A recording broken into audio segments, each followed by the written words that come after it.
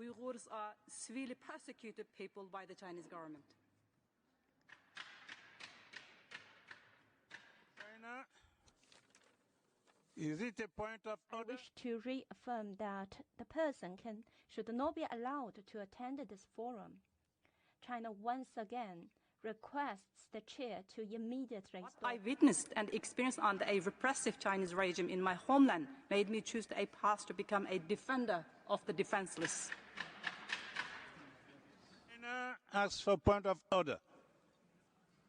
You have the floor. China once again requests the chair to immediately stop her intervention. But now, let us continue and let this lady complete her speech. Madam, you have the floor. October 6, the Human Rights Council rejected a draft decision to hold a debate on the issue.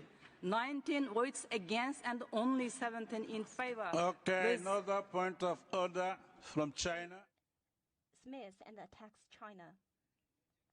China firmly opposes. China requests the chair to stop her intervention that is not in line with the regulations. Uyghur organizations have for many years supported the work of the UN Human Rights Office, but access to the system has been a major struggle.